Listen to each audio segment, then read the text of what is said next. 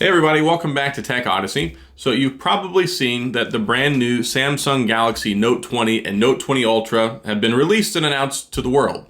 But they're not quite here yet. They're not going to start shipping until like the 19th of August, and they should start trickling into people's hands around the 21st, which is I think the game plan. However, if you are sitting there holding your Samsung Galaxy S20 Ultra, you may be wondering, well, this is the latest and greatest. Should I go ahead and hop on board and get one of these? Should I get rid of my $1,399 phone that I just bought a few short months ago? Well, I'm here to answer that question in this video, and hopefully you'll find it helpful. But before we get into that, I do want to say if this is your first time stopping by the channel, I appreciate you being here. If you enjoyed the video, please hit the like and the subscribe button and the little notification bell if you want updates on new videos. Now, let's get into the discussion.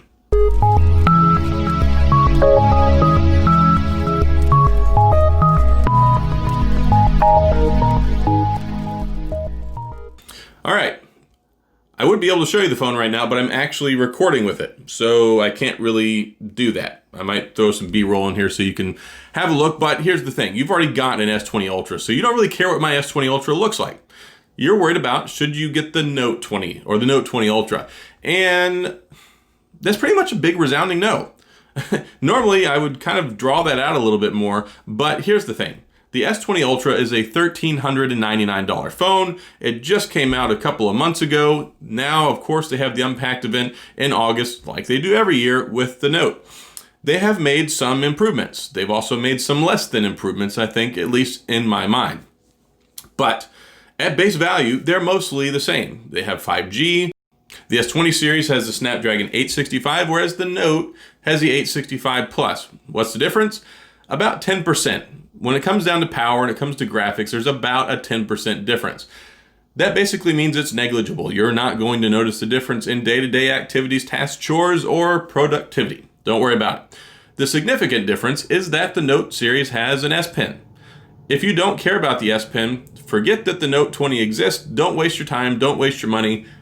Don't even look at it. Don't do it. But if you do care about the S Pen and you were just drawn in by the S20 Ultra whenever it came out, or if you're like me and you typically do like the 6-month upgrade cycle thing because you're a crazy techie and you have to keep going and getting the most expensive phone that comes out on the market, well, then maybe there's some reasons to look at it. But if you got the S20 Ultra or the Plus or the regular S20, there's no real compelling reason.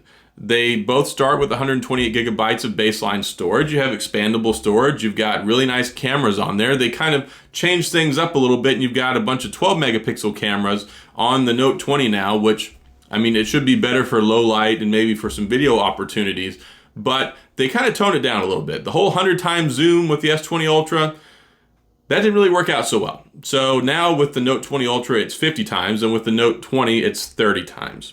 But still, you're going to get an OLED display that's going to be capable of 120 hertz, but it still won't do 120 hertz unless you're in 1080p mode. Now, with the S20 Ultra, that's pretty much all the time. If you're in 120 hertz mode, it's pretty much always on. They came up with this new variable refresh technology screen that they're using in the Note 20, only the Note 20 Ultra though, because you can't get a 120 hertz display in the Note 20, which is, don't even look at it. But if you decide you want to get the Note 20 Ultra, it is capable of 120 hertz, but it's variable. It kind of decides on its own what refresh rate it needs to go at, so it can kick it up to 120 hertz, or it can use it at 60 when it's just kind of sitting there, so it saves you battery, for lack of better explanation. That's kind of, it gives you a little bit of the better refresh rate life, but not at the expense of all the time. And that's been something that Samsung hasn't been able to tackle. It seemed like with the S20 Ultra, we were supposed to be getting a 120 hertz refresh rate that you could use on Quad HD Plus. That just never translated into real life. And then I kind of thought it was going to happen with the Note. It didn't. So that's kind of where we're at with that. Otherwise, it's basically the same phone. Yeah, they look slightly different, but they kind of change things up with the way the cameras look on the back. It still has cameras on the back. You still have the wide angle lens. You still have the telephoto lens. You still have the primary shooter. You still have all three cameras. You get the same thing, but they're just slightly different cameras, and it's going to take very similar pictures. Now, here's one thing that should be improved, though. if you are really not happy with the camera on the S20 and you had all the blur motion issues and you're like, this thing sucks and the autofocus is terrible, that stuff should mostly be fixed with the Note 20 series camera. So I don't blame you if you want to ditch it for that reason, but they have done plenty of software upgrades on the S20 to where they've kind of fixed the camera. It's never going to be completely fixable because it's a hardware issue, and it's not so much a hardware issue, it's just the way that it works. And unfortunately, the way it works is great for still photography, not for moving objects or a lot of light changes with reflections. So yeah, there are fundamental issues with the S20 series camera.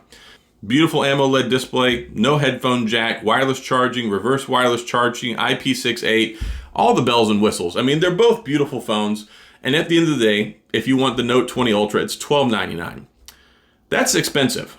I mean, the S20 Ultra was $1399 just to get your foot in the door, and that was for the 128 model. If you want the 512, it was like, what, $1499? Maybe it was $1449. I can't remember at this point in time, but the Note 20 Ultra is $1449 if you want the 512. Of course, it's baseline 128 and has expandable storage.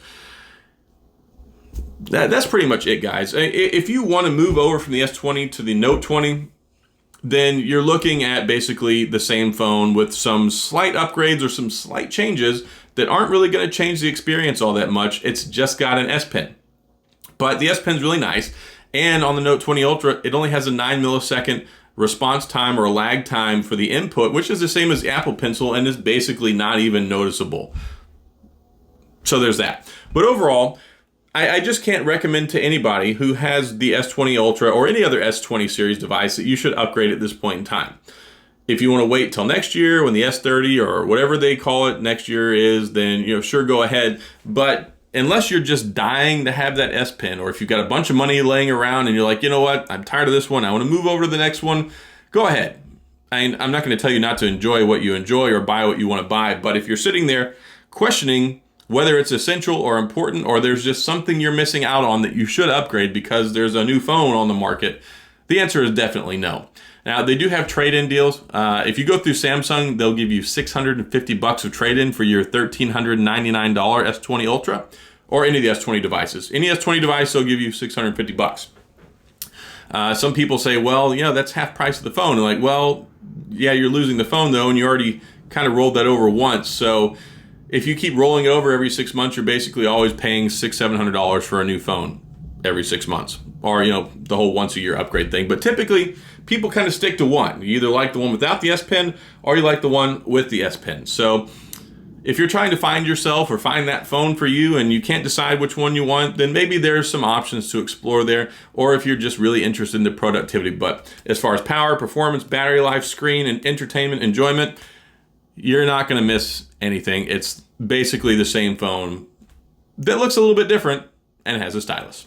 So that's all I've got, guys. Hopefully this has been helpful. I tried not to dig too much into the overall spec heaviness of it because, of course, I love spec stuff, and we could talk about specs all day long. But from a consumer standpoint, if you already know these specs already, then you don't need to hear me in my argument with whether you should get one or not. You can make that decision for yourself. So that's all I've got. Hopefully you enjoyed the video. Hopefully it's been helpful. And if you did enjoy the video, please hit the like and the subscribe button so you can, support the channel and hit the notification bell if you want updates when new videos come out.